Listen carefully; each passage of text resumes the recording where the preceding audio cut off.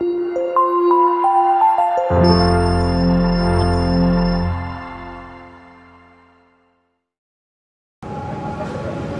akhirnya kekhawatirannya ini terdengar oleh sahabat. Nah, sahabat pun mengatakan, "Ya Khalid, bagaimana mungkin kau akan mati di medan perang? Bagaimana kamu akan syahid di medan perang?" Sampai dikatakan begitu. Dan sahabat ini ngerti benar. Artinya bagaimana mungkin kamu akan diwafatkan di medan perang gitu. Loh, kok bisa? Karena Rasulullah sudah menjulukimu sebagai Syaifullah, pedangnya Allah. Mosok pedangnya Allah kalah? Paham maksudnya? Loh, mosok pedangnya Allah kok tugel? Ya berarti ya ecek-ecek. Justru karena engkau adalah Syaifullah, pedangnya Allah jaga. Tidak mungkin pedangnya patah. Gampangnya kamu gak akan mungkin meninggal di medan perang. Wah, tersadar itu Khalid bin Walid. Artinya, oh iya gitu. Karena memang Rasulullah yang sudah mendoakan dan memberikan julukan sebagai Syaifullah, pedangnya Allah. Dan akhirnya Khalid bin Walid ini pun berdoa, kalau begitu aku mohon kepada Allah agar diwafatkan dalam keadaan saat tidak tidur. Jadi dia tak mau kalau dia meninggalnya dalam kondisi tidur. Pinginnya enggak dalam keadaan tidur. Pengennya ya meninggal dalam keadaan terjaga. Dan itu pun dikabulkan Allah. Ada rumor ya, karena ini nggak ada hadis yang kuat, nggak ada. Cuman ini menjadi rumor itu menjadi apa ya? Pembicaraan turun temurun. Kenapa Khalid bin Walid ini susah mati di medan perang? Dan kemudian selalu mengharapkan itu nggak berhasil. Konon, ini konon ya, karena membuktikannya ya berat. Karena Khalid bin Walid itu selalu membawa rambutnya Rasulullah SAW. Jadi pernah Rasulullah SAW itu rambutnya gampangannya lepas lah ya. Nah, diminta oleh Khalid bin Walid. Nah, rambutnya Rasulullah itu diikat di sorbannya. Di apa namanya? Ya, gampangannya pakailah begitu. Karena pinginnya apa? Dia selalu berharap seakan-akan selalu bersama dengan Rasulullah SAW. Karena ada rambutnya Rasulullah. Nah, sehingga karena ada itu terjagalah tubuhnya Khalid bin Walid dari kematian di medan perang.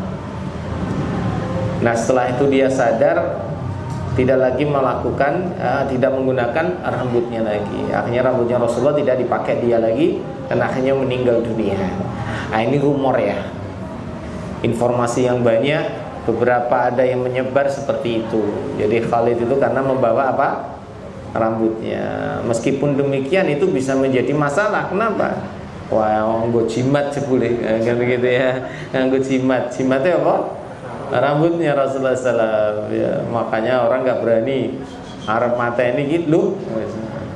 Setannya sudah disik loh, ono rambutnya Rasulullah. Nah, ini nanti jadi meme ya, atau jadi mungkin ya semacam guyonan. Hane ngono para sahabat ben menang terus ya gawani rambutnya Rasul siji-siji wae. Nggowo ora bakal mati ya, mesti menangnya lah. Tapi para sahabat tidak demikian. Bukan kemudian minta kepada Nabi, ya Rasulullah aku mau dikasih sesuatu men kebal bacok, men ora kena panah, ben kebal ngono lho. Pokoknya ya Rasulullah mbok kaya apa lah, mbok rambut, mbok kuku, mbok apa lah itu semuanya. Sing penting aku ono sing tak gowo ben ora. Enggak, sahabat enggak begitu. Justru mereka itu pinginnya pinginnya mati ya. Wah, nek dikai rambut malah urip terus piye ra mati-mati. Wah, piye wong penginku mlebu swarga mati syahid malah ra mati-mati. Wah, repot ini. Maka para sahabat bukan berburu kehidupan, justru mereka berburu kematian, dan kematian yang syahid. Makanya jamaah yang dimuliakan oleh Allah, para sahabat itu sampai rela berkorban jiwanya, raganya, bahkan harta-hartanya. Diketahui dalam sejarah perang Tabuk itu, saat Rasulullah meminta para sahabat untuk nyumbang demi logistik perang. Saat itu harus ke negeri Syam itu, ke Suriah perang Tabuk itu. Nah, saat itu Rasulullah SAW memerintahkan para sahabat untuk membantu membiayai perang. Nah, Rasulullah SAW memerintahkan itu, para sahabat awalnya nggak tergerak, gampangan rodo anget-angetan. Karena perang Tabuk itu perang yang sangat-sangat kondisinya itu serba nggak nyaman, musimnya sangat panas, terus kemudian ekonomi lagi seret. Gampangannya lagi kondisi ekonomi ini lagi susah. Nek saya iki orang mau ra gelem duit, angel duit, angel wis metu angel. Jadi kondisi ekonomi saat itu malah lagi susah. Lah kok malah disuruh perang, kon sedekah lagi. Wah, sebagian akhirnya wis aras-arasen angel wis metu. Sampai kemudian Rasulullah mengatakan, barang siapa yang bersedekah untuk perang Tabuk, Allah ganti dengan surga. Wis ucapannya Nabi begini, sing tadi ini males langsung semangat. Nah, ini jelas jelas. Kayak FKM saiki, yuk siapa yuk mau sedekah, monggo. Alah ngono tok ya ora mangkat mah. Tapi jenengan siapa yang mau sedekah malam ini, balasannya surga. Jenengan langsung tenani. Orang mungkin ngomong tenani, karena yang ngomong Nabi langsung para sahabat balik badan balik yang ngomain dhewe-dhewe ngumpulke apa sing iso dikekke Nabi kanggo persiapan perang Tabuk. Jelas yang ngomong Nabi janjikannya surga. Yang mau membalas, yang mau menerima suruhan ini pasti orang yang beriman. Artinya yakin kepada Nabi. Nggak mungkin Nabi ngapusi. Wah, balasannya surga. Wah, Abu Bakar pun datang dengan seluruh hartanya. Seluruh hartanya dibawa. Masya Allah. Sampai ditanya sama Nabi, Abu Bakar, berapa yang kamu infakkan? Rasulullah tuh ngecek sampean. Ya jenengan ya. Sopo sing ngarep bantu FKM, tak tunggu sampai seminggu. Tekok. Bawa. Nah, saat bawa ditanya, kamu nyumbang berapa? Gampangannya begitu loh, sama panitia ditanya, nyumbang berapa? Nah, Rasulullah pun nanya sama Abu Bakar, berapa wahai Abu Bakar kamu berikan? Ya, kamu sedekahkan ini. Seluruh harta saya ya Rasulullah. Wah. Seluruh harta saya.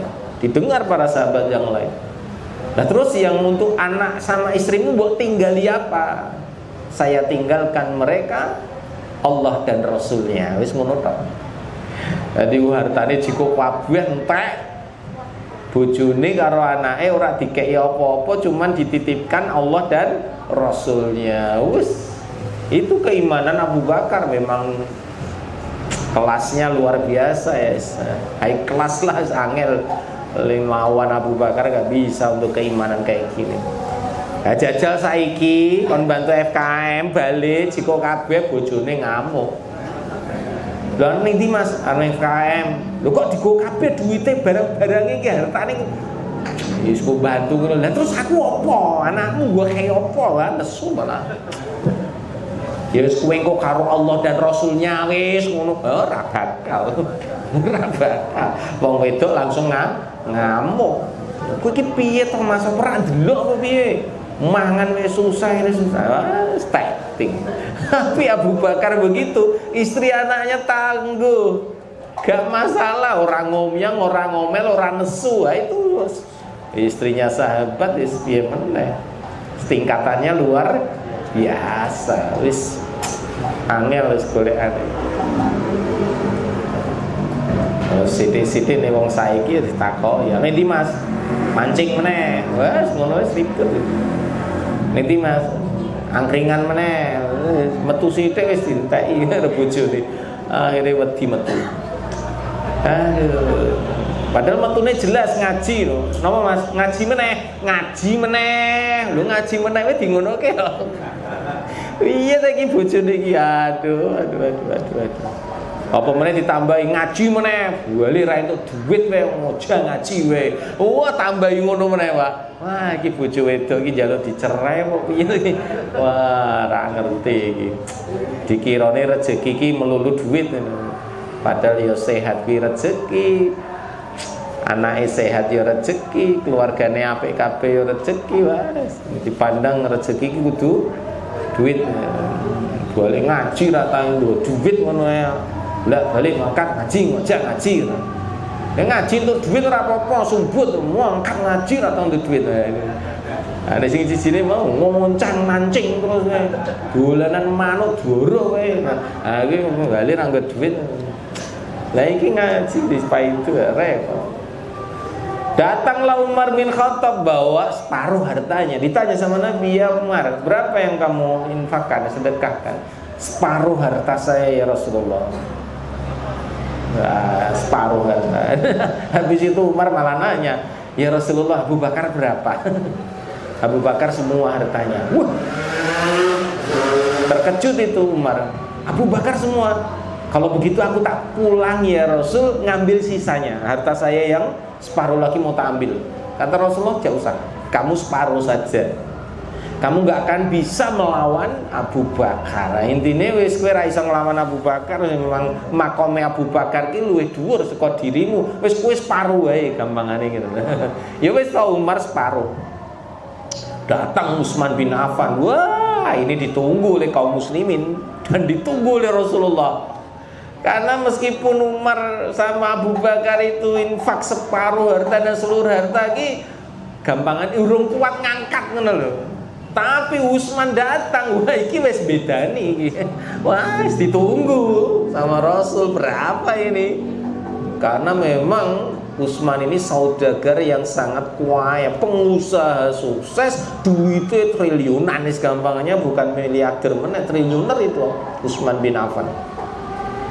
Sampai sekarang aja hartanya tidak habis-habis itu Utsman. Karena Utsman bin Affan itu meninggalkan satu sumur di Saudi itu yang masih dipakai sampai sekarang, dan itu mengalir pahala terus buat beliau. Ada juga yang hotel yang dipakai sampai sekarang, mendapat keuntungan itu terus itu. Itu Utsman bin Affan nggak pernah habis ya hartanya sampai sekarang. Nah Utsman datang membawa sepertiga hartanya. Umar berapa? Separuh. Abu Bakar seluruhnya. Utsman cukup sepertiga. Tapi sepertiganya ini ngeluihi Abu Bakar sama Umar. Abu Bakar Umar dijadiin satu, cik kalah karo Utsman yang cuman sepertiga. Enggak cuman harta dalam bentuk uang, kalau sekarang katakan uang. Utsman itu mengumpulkan 950 ontal penuh dengan perlengkapan perang, wis komplit. Ya Rasulullah, saya bawa 950 onta dan 70 kuda siap untuk perang. Wis gampangane perlengkapannya udah komplit. Wah, rano sing ngalahke Utsman bin Affan. Lah coba ontanya 950 ya hampir 1000 lah. Berapa miliar itu? Coba dihitung wis. Harga onta piro to? Nek harga unta ki 30 juta misalnya, 30 peng 1000 wis 30 miliar. Nah, ini katakan hampir 1000. Lah kuda perang ki luwih larang meneh. Regane ratusan juta lho kuda perang tuh. Ana 70 pengke wae. Wah, wis. Nah, habis itu datang lagi sahabat yang lain, Abdurrahman bin Auf, Ali bin Abi Thalib. Bahkan ada sahabat-sahabat yang nggak mampu dengan uang yang banyak, harta yang banyak, cukup dengan segenggam kurma. Ada yang nggak punya makanan, punyanya ini tali kekang, tali tok nyumbangin tali, ya Rasulullah saya nyumbang tali kekang untuk kuda atau ini, tali tok. Ada yang tidak sama sekali memiliki apapun untuk disedekahkan. Sebagaimana sahabat Ulbah bin Zaid radhiyallahu anhu. Ulbah bin Zaid ini sahabat yang tiap hari ngintip siapa saja yang mendatangi Nabi memberi. Ada nggak yang keadaannya seperti dirinya? Apa? Rak duwe apa-apa. Ini cerita nih. Lihat lu ono, lu lihat ono. Rakyat mung beberapa biji kurma dia bisa ngasih. Lah dia tuh ndak bisa. Baju aja ndak ada, cuman yang dipakai dia. Makanan aja dia ndak ada. Beberapa hari mesti puasa, nggak ada yang bisa dimakan. Sebiji kurma pun dia ndak punya. Beberapa hari itu dia melihat banyak yang membantu Nabi, dia ndak ada saudara yang seperti dirinya. Wah, wis wayahe entek, arep entek gampangannya masa untuk bersedekah itu. Ulbah bin Zaid itu gusar, risau, karena dia belum memberi apa-apa kepada Nabi. Satu-satunya yang belum memberi hanya dia. Yang lain meskipun satu biji kurma beri, ya dia ndak ada. Sampai akhirnya malam hari selepas tahajud, Ulbah bin Zaid ini pun berdoa kepada Allah. Dan dia mengatakan, ya Allah, malam ini aku memaafkan kaum muslimin. Aku memaafkan saudara-saudaraku yang pernah salah kepadaku, baik sengaja maupun tidak. Saya ulangi ya. Aku memaafkan saudaraku ya Allah, kaum muslimin siapapun mereka yang telah menyakitiku atau bikin salah kepadaku, yang sengaja maupun tidak, tak maafkan semua malam ini ya Allah. Gampangane hatinya itu dibuat lapang, ikhlas memaafkan mereka. Dan ya Allah, maafku ini kepada mereka aku sedekahkan untukmu. Jadi sedekahnya apa? Pemberian maaf. Dia memaafkan saudaranya itu disedekahkan kepada Allah Ta'ala. Wis pimen ora duwe barang kok sing bisa diberikan Nabi, ya wis nganggone kuwi. Doa kepada Allah agar diterima sedekahnya berupa maaf untuk orang-orang beriman. Keesokan harinya selepas salat subuh, Rasulullah pun balik badan dan bertanya, siapa yang tadi malam bersedekah sampai menggetarkan langit, dan Allah pun memujinya dan menerima sedekahnya. Aduh. Para sahabat celingak-celinguk, sapa iki? Wah, aku ora mungkin saya ya Nabi, ora mungkin, memang ora. Rasulullah pun mengulang, siapa yang tadi malam bersedekah sampai mengguncangkan langit dan Allah memujinya dan Allah pun menerima sedekahnya. Kedua kali juga nggak ada yang angkat, sampai ketiga pun nggak ada yang angkat. Baru kemudian Rasulullah menyebut nama, wahai Ulbah bin Zaid, bergembiralah. Aku kaget, orang-orang juga pada kaget. Wong Ulbah ki wong sangat-sangat miskin, ra duwe apa-apa. Lah kok ditampa sedekah iki, emang sedekah apa? Lah Rasulullah SAW pun bertanya, ya Ulbah bin Zaid, emang apa yang sudah kamu lakukan tadi malam? Nah, baru Ulbah bin Zaid pun cerita tentang kisahnya itu. Maka para sahabat yang tadi celingak-celinguk akhirnya menundukkan kepala dan merenungi diri masing-masing. Bisa jadi yang mereka keluarkan itu belum tentu diterima oleh Allah Ta'ala. Jadi para sahabat itu sangat lembut hatinya, khawatir tidak ikhlas, khawatir gak dapat pahala. Padahal Rasulullah sudah menjanjikan apa tadi? Surga. Lah kabeh do sedekah sebiji kurma aja diganti surga. Lah Ulbah bin Zaid ngeki opor nanti apa-apa. Akhirnya sedekahnya pun hanya doa kepada Allah Ta'ala agar diterima pemberian maaf dia. Masya Allah. Ini kisah perang Tabuk dengan berbagai banyak cerita tentang pengorbanan para sahabat untuk perjuangan di jalan Allah. Harta mereka, jiwa mereka, itu luar biasa. Nah, setelah perang Tabuk itu dimulai perjalanan, 1000 pasukan bersama Nabi. Di jalan 300 orang balik badan, balik lo, ora sido mangkat, wis balik. Dan 300 ini mereka orang-orang munafik, gembosi di sepanjang jalan. Lah balik wae, nopo dadak melu, mati lho kowe kok. Balik, aku yo ngono. Balik Pak, bojomu kok jadi janda lho, kowe mati lho. Balik ra wis.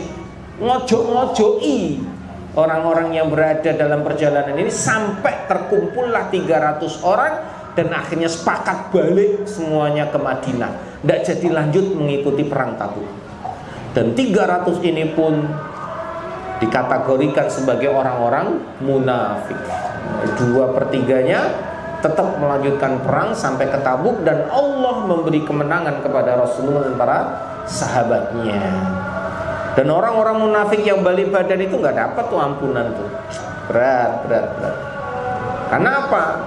Perang sudah akan dimulai, gampangannya perjalanan sudah berlangsung kok malam balik badan. Bahkan termasuk dosa besar itu melarikan diri dari medan perang. Soalnya perang malah balik badan. Maka jamaah yang dimuliakan oleh Allah Ta'ala, apa sekarang yang bisa kita berikan di jalan Allah sebagai bukti bahwa kita cinta kepada Allah, berkorban untuk agama Allah? Ya minimal kayak Ulbah bin Zaid lah, memanjatkan doa untuk saudara-saudara kita yang sedang berjuang, saudara-saudara kita yang mengalami kesusahan, terutama di area konflik, baik itu di Gaza, di Rafah, di Palestina, yang mereka mendapatkan tekanan dari Zionis. Dan sekarang terjadi perang antara Irak dan Israel dengan motif yang sampai sekarang belum diketahui. Sampai ada pertanyaan kepada saya, "Tat, ini Israel sama Iran ini tenanan apa apus-apusan?" Tenanan apa apus-apusan? Motifnya apa? Nah, dalam kacamata akhir zaman, kacamata ulama akhir zaman, perang ini ternyata disengaja. Perang ini disengaja baik oleh Iran yang mayoritas itu Syiah dan Zionis yang mayoritas itu Yahudi. Mereka ini mengawali perang untuk mempercepat kedatangan Al-Masih Ad-Dajjal. Karena pada saat Zionis ini yang ditunggu sang Mesias yang namanya Dajjal ini memiliki beberapa plan, ya, memiliki beberapa perencanaan. Perencanaan satu gagal, ya pakai yang kedua. Cara kedua gagal, pakai cara yang ketiga. Beberapa waktu yang lalu Zionis ini ingin segera mendirikan kuil Solomon, yes, bekas reruntuhan singgasana dan kerajaan Nabi Sulaiman, yang mereka itu ingin mempersiapkan singgasananya itu untuk Al-Masih Ad-Dajjal. Sehingga mereka menyerang Gaza, ingin meratakan sebagian besar Palestina dan merubuhkan Masjidil Aqsa. Kalau nggak bisa dirubuhkan, ya dikeruk nih sore. Keruk itu maksudnya di apa? Digerowongi, apa bahasa Indonesianya ya? Dilubangi. Ben Masjidil Aqsa runtuh sendiri. Wis rasa digempur dhuwure, engko malah diseneni wong sak donya, wis digerowongi wae. Ben ambruk diri. Nah, ternyata apa yang dilakukan ini ternyata nggak mulus. Zionis ini merasa waktunya udah dekat, wah nggak bisa nih cara ini. Wong Gaza itu bombardir sampai entek-entekan, ternyata masih kokoh, masih kuat, masih bertahan, dan mereka nggak mau pergi yo. Bahkan anak kecil pun pinginnya mati yo, daripada hidup mendingan mati. Matinya apa? Mati syahid yo. Mereka malah mencintai kematian sebagaimana orang kafir mencintai kehidupan. Nah, akhirnya dengan cara yang ini katanya dari para pemerhati akhir zaman, dalam rangka untuk mempersiapkan kedatangan Dajjal, sehingga kawasan negeri Syam, terutama Palestina dan Israel ini dibuat seperti ini untuk nanti akan dibangun sebagai bentuk untuk menunggu kedatangan Al-Masih, ya, atau Al-Masih Ad-Dajjal. Allah alam bisawab, namanya juga prediksi dari pandangan pemerhati akhir zaman. Dan Syiah pun mendukung. Makanya kalau ada pertanyaan, Ustaz ini hapus-hapus apa tenanan? Ini perangnya kita tenan. Motifnya mbuh wi. Karena memang rencana besarnya begitu. Sehingga memang wis wayai kan gitu. Sehingga prediksi beberapa ulama yang lalu memang Yahudi ini akan habis di tahun 2027. Dan ini kurang rong tahun kas. Wah iki neradang cepet-cepet kesuwen iki engko dhewe entek burung ketemu Mesias Al-Dajjal kan. Wis. Yes, kita berharap Kalaupun iya ya wis lah lesbi meneh. Nek tapi yo piye yo? Sekarang itu kita mencintai HP itu lebih dari segalanya. Engko nek ana perang kan mati pet kabeh kan. Internet mati. Lah iya mati kan. Teknologi musnah. Lah piye meneh sumber daya ra ono sing ngerjake. Akhirnya kabeh manual. Sing biasanya scroll ra iso tuku Shopee wis ra mungkin. Bayar wis ra iso. Lah duwite mati kabeh, internet tuh duwite rasa dicikup. Terus piye? Repot iki. Dolar gonjang-ganjing membuat rupiah ya ikut gonjang-ganjing, kan repot. Makanya ini dunia sedang tidak baik-baik saja. Sebagai kita umat Islam dan orang yang beriman, ya kita selalu memandang dengan sisi yang baik, dengan selalu memandang dengan keimanan. Nek perangnya orang lanjut ya bersyukur, alhamdulillah, sehingga kita ibadah masih bisa nyaman, menunaikan ibadah haji dan umroh tahun-tahun berikutnya yang nyaman gitu. Tapi seandainya yang terburuk misalkan meluas kawasan Timur Tengah sampai seluruh dunia, terjadi perang dunia ketiga, ya wis piye meneh? Siap ra siap kudu siap. Makanya Bapak Ibu, ayo berkorban di jalan Allah dengan jiwa dan raga kita. Yakinlah siapa yang menolong agamanya Allah, Allah akan meneguhkan kita, Allah melindungi kita, Allah menjaga kita. Tidak mungkin Allah akan menyia-nyiakan hamba-hambanya yang beriman. Moga-moga kita semuanya selalu dijaga oleh Allah Ta'ala, bangsa kita juga dilindungi oleh Allah Ta'ala, dijadikan keluarga kita sakinah mawaddah warahmah, anak-anak keturunan kita semuanya saleh salehah, kelak semua husnul khatimah, syahid di jalan Allah, mendapat syafaat di yaumul qiyamah dan menjadi ahlul jannah. Rabbana atina fid dunya hasanah wa fil akhirati hasanah wa qina adzabannar wa adkhilna jannata ma'al abrar ya aziz ya ghafar ya rabbal alamin walhamdulillahi rabbil alamin. Kita tutup dengan doa kafaratul majlis. Subhanakallahumma wa bihamdika asyhadu an la ilaha illa anta astaghfiruka wa atubu ilaik. Assalamualaikum warahmatullahi wabarakatuh.